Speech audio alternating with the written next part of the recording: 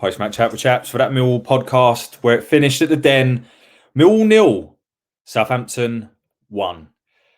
In a game that Southampton dominated the ball, 3 times as many passes, 3 times the amount of possession, double the amount of shots we had. I still felt that was a real sucker punch and we didn't deserve to lose in the manner in which we did yesterday, conceding yet another late goal to add insult to injury after the Watford game as well. That's 3 points lost from positions that ultimately we had on the 90th minute and we should be seeing them out. So why aren't we? More on that to come. But a disappointing end, I think, to what was, again, a fantastic effort from all those involved with the club yesterday for the armed forces and a really well respected occasion from both sets of fans. It is a credit to our club that we're able to host such occasions like yesterday. And again, massive thank you and credit goes into every single person that was involved in running that and organising it. So you all deserve a massive thank you and certainly raise a glass to you for doing that. And we're getting into the lineup. Before we do, I'm recording this about 30 minutes after the announcement that Joe Edwards is going to become our new manager, which I will talk about in the latter half of this video. But let's talk about the game a little bit more, and then we can talk about maybe what Joe Edwards and his coaching team will bring to the club. What I will say is just quickly about Joe Edwards. I found it very interesting that he's going to be announced as the new head coach, not as the new manager. Anyway, so yesterday's game against Southampton, it's a frustrating one because I think we hold on 2-3 more minutes, and I think it just shows you in football how it really is fine margins, because I think the players would have been applauded off for their effort levels, for keeping out, let's be honest, a very, very, very good Southampton team, and a team that, if I'm being honest, when I look at the fixtures, I don't really expect too much out of games against the teams, the likes of Southampton. So you isolate that one result, and I'm not too disappointed just in the manner in which it happened. But 2-3 more minutes, we hold on, and I think everyone's clapping the players off and feeling, fairly decent about keeping a clean sheet against a side like that. But it unfortunately wasn't to be. A couple of moments and lapses of concentration mean that we walk away with nothing. So starting lineup was the same start again. The starting lineup was the same as the one that started against Watford, and I personally felt was the correct decision. In our Friday Night Live, we talked about what the lineup would be, and that's the lineup I would have gone with, assuming that Hutch and Leonard aren't fit enough to start, which was my assumption. The fact that neither of them came on says a lot. So we go with the same team then. So what that is Bart in goal, a back four, right to left of Danny McNamara, Wes Harding, Jake Cooper as captain, and Murray Wallace on the left. 2 central midfielders of George Saville, Casper Denor, and then Fleming in a 10, either side of him, Honeyman and Norton Cuffy, and then Bradshaw as the lone striker up front. Now, just to put into context, so Southampton come into this in a rich vein of form. I think they're 6 unbeaten. I think they've won 4 of their last 6. They had a dodgy September, but have really come back into it in October. The plethora of talent they've got is ridiculous. The fact that they have the likes of Che Adams on the bench, Ryan Fraser, who comes on and scores the winner, on the bench.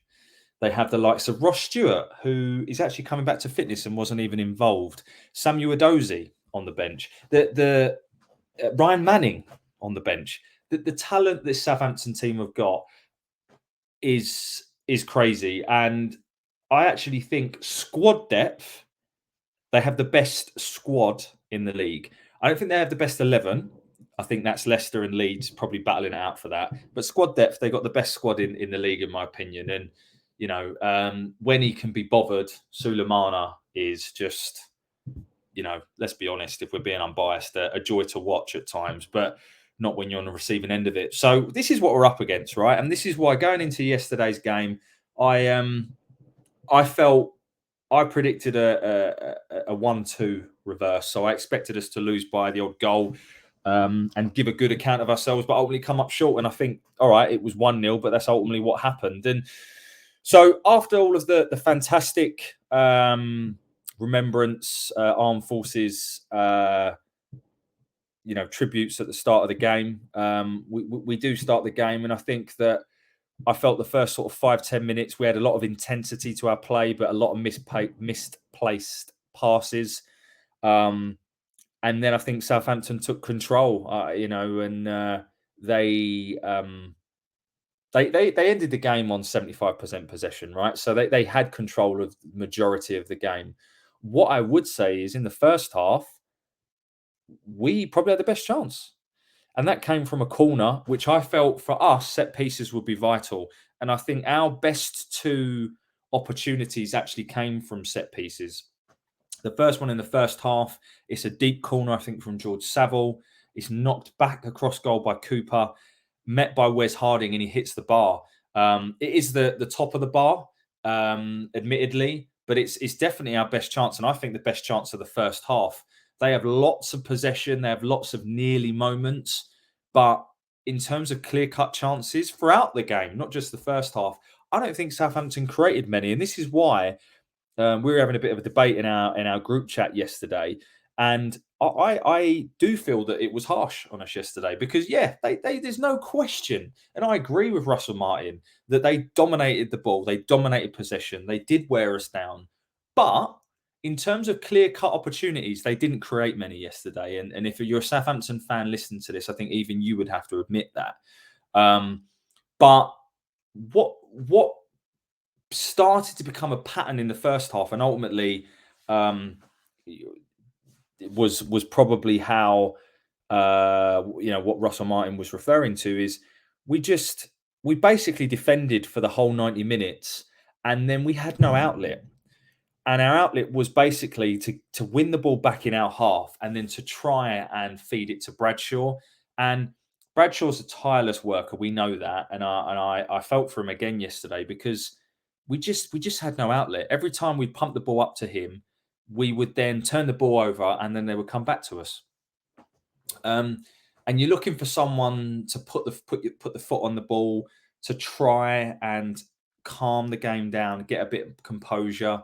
And we struggled with that. We really, really did struggle with that. And I think Barrett alluded to that after the game. And I'll talk a bit more about Barrett because I want to give Barrett some credit despite the poor results under his sort of 4-match tenure. But look, we go in at half time 0-0. And I think, they dominated the first half. It wasn't pretty for us to watch. But reality, they had a couple of opportunities. I think Stuart Armstrong had a good chance. I think there was another opportunity. I think it was Alcaraz who stung the palms of Bart. But again, all things that I felt we should be dealing with. And to be fair, we did. At times, our defending was a bit flat-footed, Cooper in particular, which coincidentally, I think if we're not so flat-footed, we do prevent the last-minute goal. But we go in at half-time, 0-0. And all the time it's 0-0, we have a chance, right? And I think that in the second half, I felt we had a little bit more about us. We didn't create any clear-cut opportunities, right? I think that's fair to say. But we had this, and this is the fine margins in football, and this is what I hope Joe Edwards will bring to the table. There were a couple of chances where we broke with, I think there was a chance with Fleming where he put the ball across and it was really good defending from Bednarek. There was another chance on 73 where we actually create a bit of an overload and Saville's got the ball on the right-hand side and he just chooses the wrong pass because we have 3 or 4 players in the box, but he doesn't reach any of them, and then they break, and then Bart has to make a decent save after Alcaraz carries the ball about 30 yards. But the whole point is that the whole time it is 0-0, we do have a chance, and this is where I do want to give a bit of credit to Barrett. Although coincidentally, I'll contradict it by saying that if it was Rowett, maybe we do see that game out as 0-0. But Barrett makes the changes that he does, and he brings off Norton Cuffy on 64. He brings off Honeyman on 64. I agree with the Honeyman change because he's just coming back to fitness. But Barrett brings on. First of all, I don't really understand why he brings Norton Cuffy off. I felt Norton Cuffy was quite quiet yesterday, but unless he's blown out of his arse or he's got an injury, I don't really see the point in that change. But Barrett does make the change, and he makes quite an attacking one by bringing on Imaku.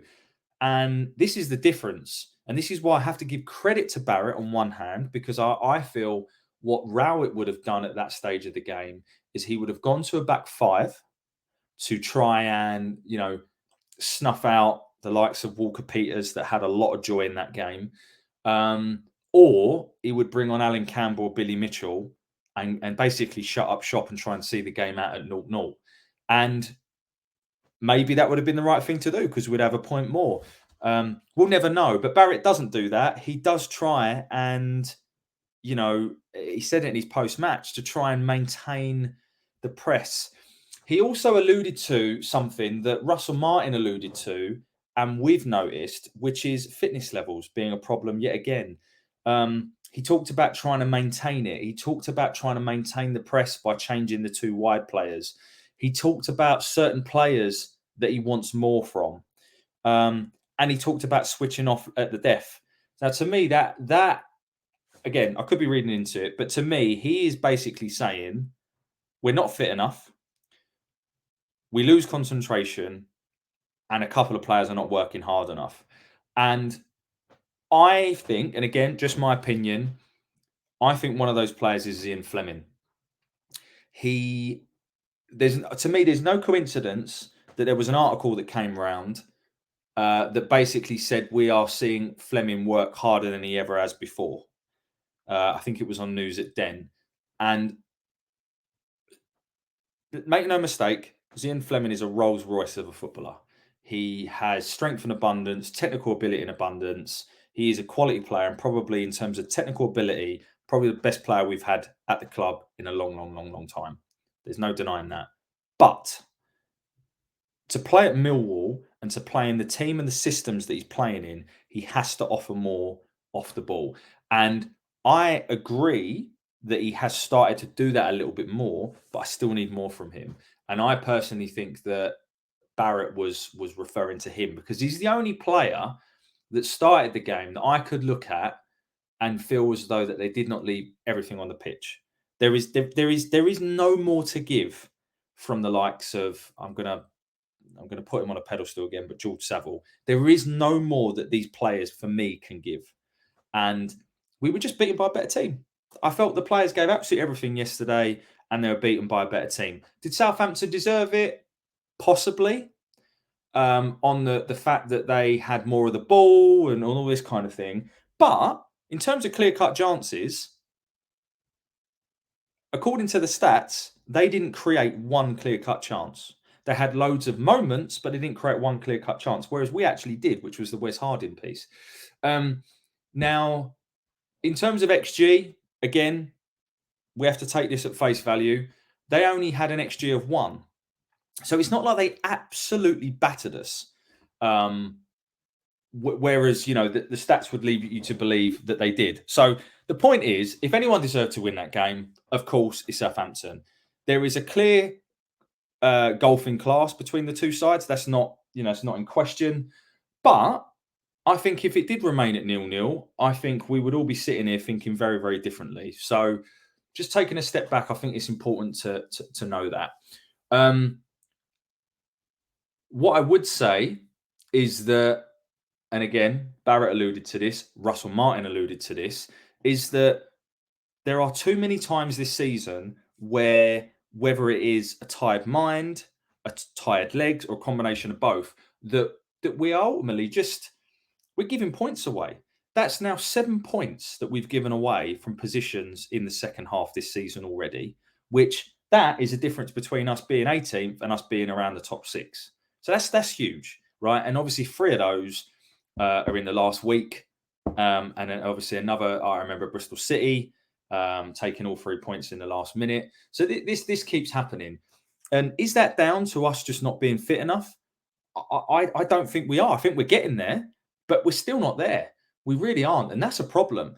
And the likes of Gary Rowett and Dave Carolan, who are no longer with the club, they have to take responsibility for that, because that's their job, to get the players fit. And as I say, I think we're getting there, but we're not fit enough yet. And I think a lot of that keeps happening. If you watch the goal back that they scored, so Walker Peters is open on his own. Now, again, maybe if we'd have gone to a back five, that doesn't happen. But we Walker Peters had a lot of space in that game. And again, I don't know if it was deliberate, but he had a lot of space. He gets the ball, and if you watch it back, there's two things I notice. So the first one is Cooper is incredibly flat-footed. So the ball comes across the box, and there are two moments where Cooper's caught flat-footed. First one, when Armstrong turns him in the box, the ball then does make its way across, and Wes Harding, good positioning, cuts it out. The ball then goes back in towards Armstrong and Cooper, but Cooper's too slow to turn. And then it goes back to Armstrong, and then, of course, it makes its way to Ryan Fraser, who puts it in the net. The other thing I noticed as well is if you just isolate Murray Wallace, I'm not really sure who he's marking or what he's doing. And again, I'm maybe overanalyzing a goal, but these are the fine margins. That's the difference between a point and no point. That's the difference between Southampton, walking away with a boring 0-0, and Towers riding high because they've just got 3 points in the last minute. These are real fine margins, and the thing that Joe Edwards now needs to do is to cut those things out, because that's twice in a week and it's not good enough. The effort levels are there. The desire's there. I feel the commitment's there. But the organisation, the mental concentration, and the ideas of trying to actually be a bit braver on the ball and create opportunities of our own are not there. They are the three things that Joe Edwards needs to address. And again, Southampton, good side, but it's not good enough to create only one shot on target in the whole game at home. And that's now 5 losses at home, and I just sound like a broken record when it comes to our home form. So, yeah, look, I think ultimately it's a shame. It's a real sucker punch. I feel for the players, but we need to improve, because I think we're only 7 points off the relegation places. We are, although we're 18th, we're closer towards relegation than we are the playoffs. We are sort of finely balanced. And, we're having this debate on Friday. Can we still get in the playoffs? Of course we can. Do I think we will? No chance. I think this season is about consolidating, not finishing anywhere near the bottom, which, being honest, we do need to start looking over our shoulder. And one of those things that Joe Edwards is going to have to do is balance a case of trying to evolve into his playing style and, coach the players, but also making sure that we get enough points to stay in this league. And you might be thinking I'm being pessimistic, but we're not that far away. We really aren't. And we're not scoring goals. We're not creating opportunities. Fourth lowest opportunities created in the whole league still. So that's a fine balance. I also think he needs to get the players fitter. And there are a couple of players that are really unfit for me. And one of them is Kevin Nisbet. I don't really know what's going on there. You can tell he's got obvious quality in front of goal, but he's not fit. Saville at one point in the second half completely lost his shit with him. There was, the fact that Nisbet was only on 10 minutes, I think he came on 82, 83 when I think Bradshaw had a problem with his hamstring, which hopefully is not too bad for him. But there was a moment where he could have possibly challenged to win the ball back, and he didn't. And once the ball had gone out of play, Saville absolutely arseholed him. And that's what I love about Saville. Him and Harding are the only two players for me that I observed that actually have that nastiness about them. And we just don't have that, which is why I think I'm not sure Saville should be club captain. And the reason I say that is because Saville said himself that club captain is a lot more than just what you see on the pitch. Saville is our captain on the pitch. No mistake. Whether Hutch is playing or not, Saville is the man on the pitch. And I love that about Sav. Whether he should be club captain or not, as I said, he said himself that he doesn't really see himself as that role. But he's our leader on the pitch for me. And I'm not so sure Cooper offers that. I've said for a long time Cooper's not a captain. But anyway, I'm jumping around all over the place here. Another observation yesterday I found was that Paul Robinson was in charge of set pieces, and he was against Watford. And obviously, we scored from a set piece at Watford, and we should have scored from at least one set piece yesterday. Obviously, he had the Harding header, and then our best chance came in the second half from a free kick that was, considering how high of a line Southampton were playing on these free kicks, put into a really good area. Knocked back across goal by Cooper, and we've got to be getting on the end of these.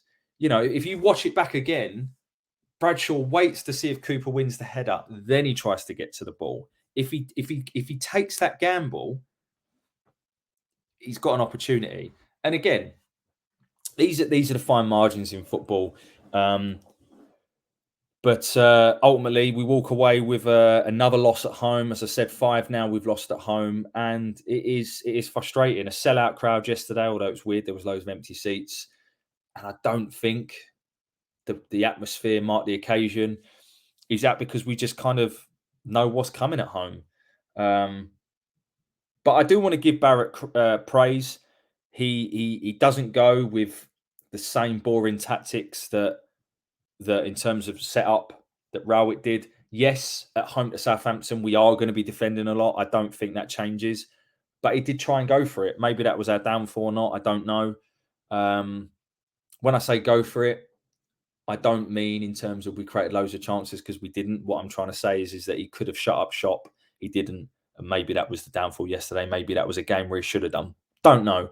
But does Barrett stay at the club? This is a nice segue to talk about the news about Joe Edwards. Just before we do that, I want to just say, again, I don't think anyone played badly yesterday. I think Fleming could have offered more, but my man of the match was George Saville. Again, there was a couple of misplaced passes.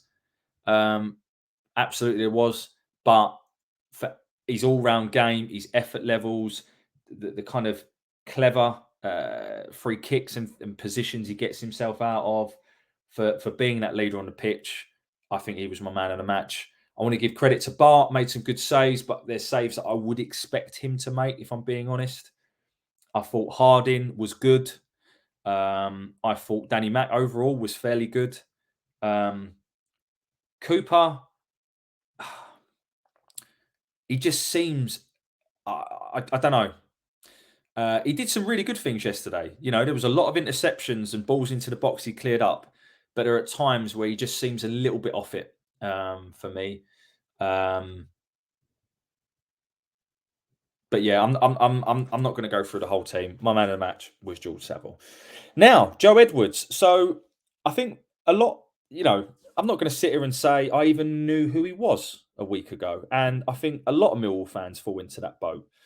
I also have said in recent days that I probably would have preferred Nathan Jones. Now, the reason for that is because Edwards is certainly more of a gamble, which I'm not saying I don't want the club to take. I just think we're in quite a precarious position at the moment, where I honestly think, if you honestly think we're above going down, we're really not. And that's my concern. And that's why I probably would have wanted someone more that knows this league and that knows, you know, management and things. However, we've gone down the Joe Edwards route, which when Rowett first left the club, I said I either wanted Wilder, Jones, or an unknown quantity. They were my top 3. We've gone down the unknown quantity route, and it does excite me because, of course, it's just natural human behaviour. You're always excited by things you don't know. That's just humans in general. But when it comes to what you've read about him and what the game that he speaks, it's exciting. You know, he talks about players enjoying the style, but also having a style that the crowd can get behind. I think that he has come highly praised from all sorts of players. Mason Mount, Reece James, Tammy Abraham, Thomas Tuchel has praised him. Frank Lampard has praised him. So he's got high praise. And I think that he he doesn't have much managerial experience, which is why it's interesting he's coming in as head coach. I would expect that what will happen is Alex Aldridge will kind of assume the top dog role in terms of sort of director of football style. So we're going down quite a different model. My assumption is the reason the club have done that is because there probably was a bit of a power struggle between Alex Aldridge and Gary Rowett. And that won't be the case now. There'll be one person in charge and one person only, with Joe Edwards very much around picking the team and setting the team up for success, and Aldridge running things in the background. From what I'm hearing as well, Andy Myers, former Chelsea player, did he play against us in '95 when we beat him in the cup with like Mark Steen and Spencer and that, John Spencer? Don't know. Despite what you might think with a grey hair, I was only about 5 at that time. But look, Joe Edwards comes in, highly rated. I really like the fact the club are taking a gamble. Is it the right time to take a gamble? We'll find out. And he's got a big job on his hands, Joe Edwards. I think from his point of view, he's been offered a championship job with a team that last 4 years have done fairly well. A stable backing. You know, we've only had 4 or 5 managers in the last sort of 15 years. You know, he's not going to be a knee-jerk reaction. He's going to get time. It's probably a pay rise, I would imagine. And it's close to home. I think on one hand, it's like, what an opportunity. On the second hand, we're Millwall. And we will not, as a fan base, the club may give him time, but there's a lot of fans that won't. We will need to be patient, but patient to a point that it does not risk us going down. And it's going to be a fine balance between seeing us this season, without a doubt, is going to be mid-table mediocrity at its best. And I think we need to just get on board with that. That's one challenge. The second challenge Joe Edwards has got is, whilst Gary Rowett, and if you've watched this sort of show or whatever long enough, you'll know that I was a Gary Rowett fan in a results-based business. No one can deny that. He 4 top 10 finishes and top half finishes with a squad that I don't think is representative of where we finished. I think he certainly had a style and a way of playing that, whilst was boring, it got us to those positions. He was a very stable manager. And now Joe Edwards is inheriting that squad, and he's going to try, or have to try, and do something different with it. He's inheriting a squad that was very used to playing a certain way, and its strength was playing a certain way. You're not going to get Jake Cooper and Murray Wallace playing out from the back. You're just not. That's part of the challenge. The second part of the challenge is, I think it's a very unbalanced squad. You've arguably got some really good options in certain places. Central midfield probably being one of them. And then in other areas, you're completely thin on the ground. Up front, you know, we lack an outlet type striker. Nisbet and Bradshaw are quite similar. We don't have a defender that's capable of being comfortable in possession, other than maybe Ryan Leonard. We lack options down the flanks because we didn't really play with wingers. So, you know, this is the thing about Gary Rowett had success in terms of the way he got us playing, but he left us, as he leaves us quite short of options. And again, I feel for the club, because I think they're going to have to put their hands in their pocket again in January. And it'd be really interesting to see the type of player that we bring in. Is it going to be very different? Because, as I say, I think, is it going to be Aldridge's signings, or is it going to be Joe Edwards signings? Is, I guess, the point I'm coming to. But look, I'm excited. We've been crying out for something a bit different. I just hope that bit difference doesn't see us languishing at the bottom of the table, in a position where we're fighting for our lives. I hope we have just enough quality to avoid that. But QPR are starting to pick up points, and there is no easy game in this league. We're Millwall. We're not going to turn up, and we are not guaranteed to beat anyone. We're up next against Sheffield Wednesday. I would imagine that will be Joe Edwards' first game in charge. What happens to Adam Barrett and the rest of the coaching staff? Don't know. We'll see. Um, do we need a complete clear out? Or actually, is some continuity with a group like this good? Don't know. I'll let you make your own mind up. But look, that's it really. I think it's a weird feeling. I think it's a feeling of feeling a little bit hard done by yesterday from the effort levels alone. Ultimately, still not good enough to compete against teams like this, but mildly optimistic of a change. But we will have to be patient because that change can't be too big too soon because it just won't be possible. Um, but fair play to the club. They've gone in a different direction. And look, it'll either be a masterstroke where we plucked this next best up and coming manager in England, or it'll all end in tears. But look, either way, we'll be there to watch it, won't we? So look, thanks again for listening. I hope you have had an half decent weekend, despite what happened, and yeah, enjoy the rest of that. We'll look forward to the official announcement on Joe Edwards tomorrow. God, I've not even had a beer yet. We look forward to the official announcement from the club on Joe Edwards tomorrow. And look, I hope you all have a good week. And yeah, bye for now.